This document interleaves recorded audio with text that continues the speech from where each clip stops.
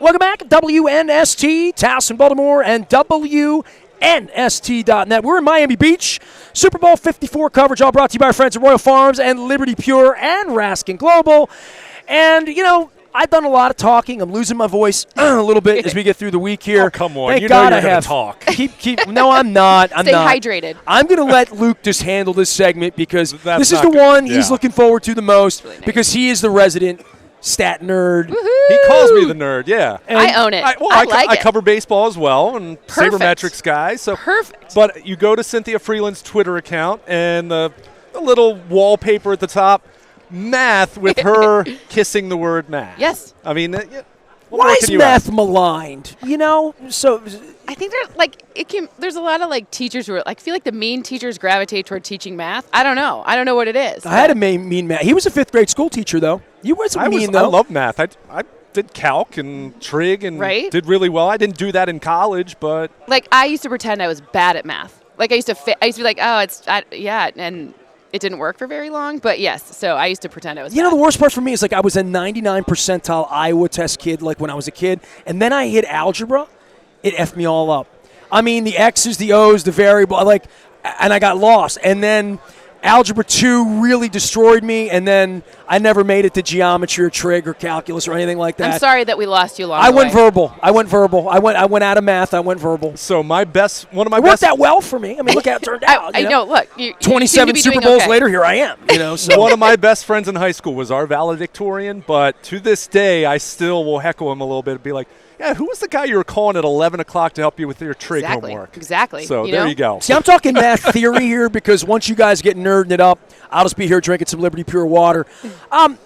Math and football, and Eric DaCosta in Baltimore, and I know Eric exceedingly well, and I know Eric started to push toward Yankees and Astros and baseball people to figure out how do we take this analytic revolution in baseball and apply it to football. And I think Lamar Jackson is at least the early part of this experiment. Am I correct in saying that? Well, first of all, I don't know if I think it's an experiment because I'm really lucky in my role. I get a chance to see almost every single team's analytics departments. The good, the bad, and the ugly. Correct. And they may not call it analytics, but every team does do some version of analytics. They may not. The word might not be analytics that they call it, but the Ravens self-scouting. Self-scouting, right, fair enough. operations, some of it quality control. So different names for different strokes for different folks, right?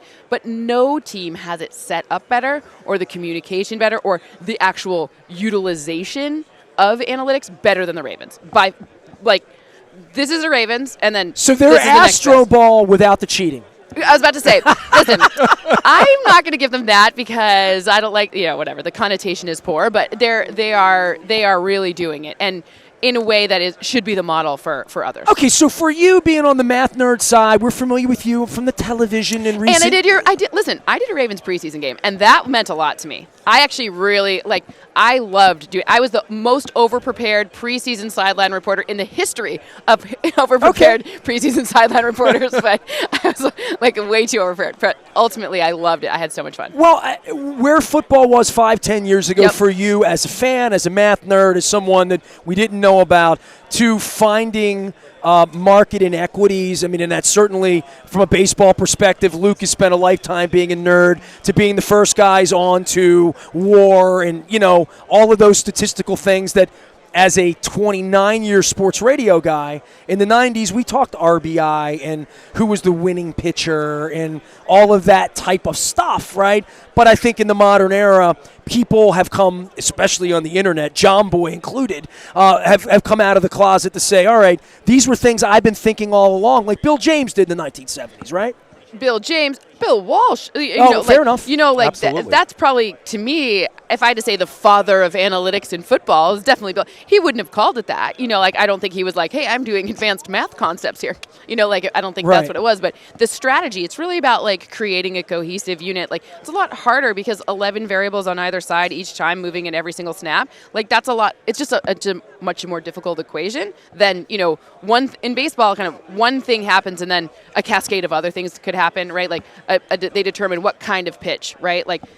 We don't have a version of that, right? We don't. Well, Mahomes does, but fair, but Well, or I would argue maybe Lamar Jackson rushing to the outside is the We're version of trying the to pitch. measure Lamar statistically against right. other quarterbacks. It's apples and grapefruits, right? And you can't, because it's also the personnel around him, because you can't like drop one thing into another thing, and because what really needs to be like can't be stated enough is the personnel matches what you want them to do. That's analytics right there. That's strategy, right? Like without those tight ends, without that type of O-line, without drafting Hollywood Brown, without all of these pieces work together to make this strategy work, right? Greg Roman orchestrated this thing to work with what assets he had. Well, then you say Ronnie Stanley's a better run blocker. Marshall Yonda at this point is a better run blocker, that right? To me, sure, but why? Because the scheme fits. If you when you have these, when you're showing this look to a defense, that's what they're going to expect, or that's what they're going to do, and they've become a better because that's their strategy, and they're able to execute it. Given all, you're a good run blocker if your other guys are good too. You know what I'm saying? Oh, and you're it's a symphony. Pass blocker if your other guys are good too. It all works together. It's not one piece. Yes, a quarterback makes a huge difference because they touch the ball in every single snap, but ultimately one piece. And if you want to get the most out of it, you got to get all of the pieces to work, right? It's like not just one. That's the trick. And then the Titans come to town and the pieces don't work anymore. Cynthia Frelund joining us here. You can follow her We're at all C. humans. Frelund out on Twitter. Obviously, NFL Game Day morning. Go ahead, Luke. Well, I was checking out your piece where you were breaking down different numbers to know for the Super Bowl, and the one that really stood out to me was 16. Since the start of last season, you mentioned 16 of Patrick Mahomes' 17 interceptions came when the defense rushed 4 or fewer players. Well, all we've heard about with the 49ers defense is their front four. How, unlike the Ravens, kind of had to blitz to create pressure. They hardly ever blitz, and they create that pressure. And I keep looking at that number, and this is where someone who appreciates math like I do, we always have these talking points in football, and some of them are cliche, and some of them are very appropriate. Like defense travels. Yeah. But But some of those cliches or some of those talking points are appropriate for certain games. But can you give me a meaningful number, a meaningful statistic that actually offers some context? And I thought that number there, Patrick Mahomes. Now maybe it's kind of a no-duh kind of concept, but when there are 7 in coverage, he's not quite as godly as he can be when teams try to blitz and he just kills you. So for NFL.com, that's where the article is. There's 10 numbers on there. And I don't get to write everything that I have about it because it would be boring and people would stop reading it. So the thing that's not also included in there that's like the next level of nerdy is so I looked at all of those interceptions and how close their defense was to the separation between and ultimately what you're having is you're really having more often than not, 9 of those 16 were when Tyreek Hill was bracketed. So that's an interesting kind of additional point on there where 2 defenders were very close to Tyreek Hill. I thought it was going to be more Travis Kelce based because they do those quick strike little things, right? And it was actually more when Tyreek Hill was covered up than the other pieces weren't as good as him to get the ball, right? So 2 on Tyreek Hill was kind of the other part that was interesting about that. You mentioned some of the player tracking, and I think that's where people hear analytics and then just think, okay, a bunch of nerdy stats or splits and all that, but I think the player tracking piece is what, and I was just reading about analytics in football and staffing and teams that are hiring more personnel. The player tracking data and next-gen stats with the NFL, it really feels like a game changer, and maybe there's a lot of filtering to really filter out what's meaningful and what's just noise, right. But that seems to be the major direction where teams are going, where they're hiring people to say, okay, we know how fast this guy is in this situation or on this play, but to try to figure that out, I think that's the big game changer, and that's why not just in games, but you're seeing all these players wearing the tracking stuff during practices even. Yeah, so there's kind of 2 ways that it works. The first one is with the tracking information, it's only going to be as good as so this is what we have. We have that GP, the next gen stats have that. So when I look at what the next gen stats will be capable of doing, we're only going to be as good as how we kind of figure out how to use that information. Speed inherently, there's a little bit of speed that drives me crazy because it's to reach top speed, you typically haven't been hit or, who cares? Sure. 22.93 or 22.83. Oh, he's so much slower. Stop it. It's like the 40-yard dash for an offensive lineman. Is that really useful? I don't know. No. After the first 10 split, if your O lineman's running more than 10 It yards, was useful the day after problem. Orlando Brown didn't run well, right? I mean, it gets used against you, but it does not preclude you from doing the job, right? Right.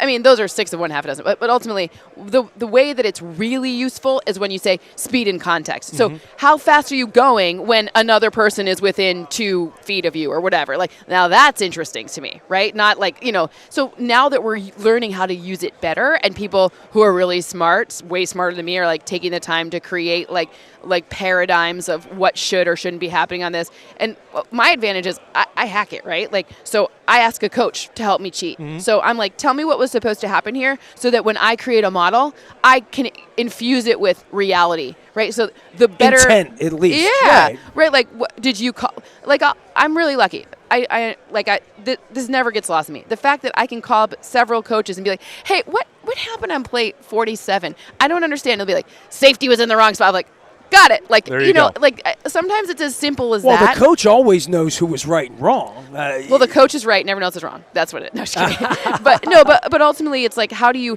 infuse like these raw data points that you're talking about with some like reality, right? So the blend of like that's why I say I'm a hacker, right? Like I read a bunch of computer code, which allows me to take all that information, like quickly parse it. I also use computer vision, which allows me to see a little bit more because it like takes basically like, imagine, that yellow line that comes up, right? For people who don't know it, like this, that's the type of thing I can measure how far away things are from other things without the tracking data. Like it's dorky. So did she lose you yet? No, I'm with her. The computer programming, that's above my pay grade. But the point is that you can do it fast. Sure. The idea is to just go really fast with it, right? So you can be fast wrong and fast right. So my goal is to then take it back to the coach and be like, hey, coach, is this kind of seem right? Like, and these are 5 situations. And so the vetting of that back and forth, the better you get the real and the feel to kind of commingle, the better off you are. You spent time with the Ravens and you were excited about it and whatever. This season, and we had Greg Cosell here. I've had football players sit here calling it a geometry experiment with Lamar and trying to find an angle. But he's faster than you. So wherever the angle is, it's different than him. It's different for him, right? Think about it like this. If you're really fast and you can rush off to the edge where there's only one person and they're trying to come at you to this angle and you get to run to that angle, so they're on their off angle, of course you have a bet.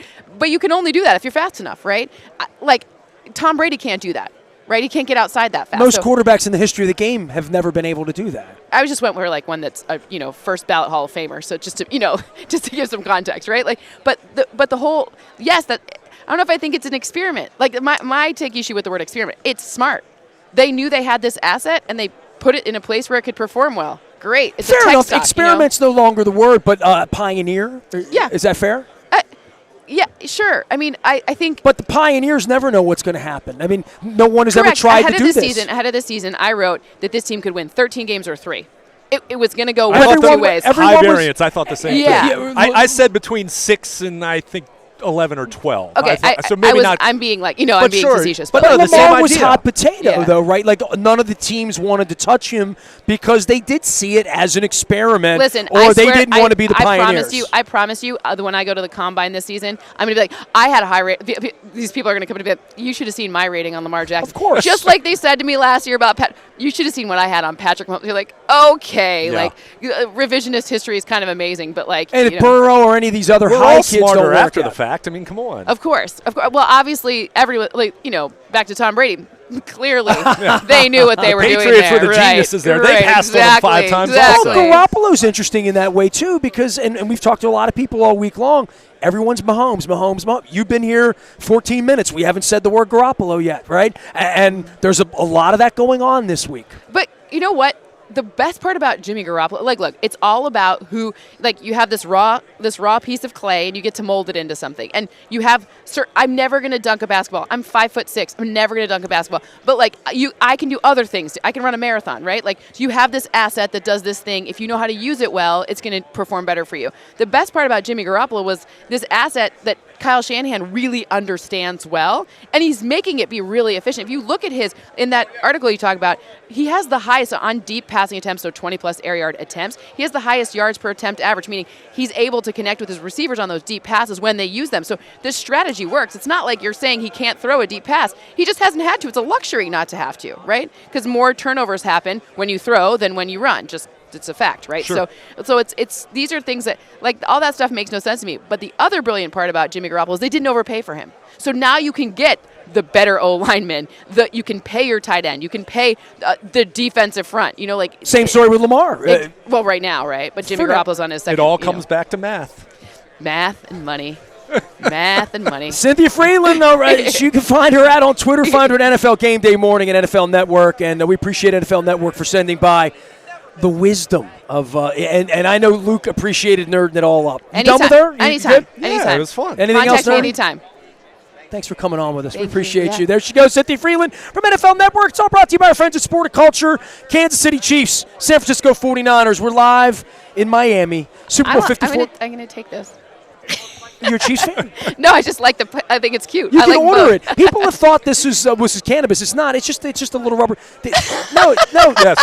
It's A couple the have planner. asked us It's just a that. planner. Yeah. That's Sure. all. We haven't had a Chief yet to autograph. We got 2 Hall of Famers on the 49ers. So big shout out to Court, our friends at Royal Farms, Liberty Pure, and Raskin Global. We're back for more from Miami. Cynthia doesn't want to leave. We're back for more after this.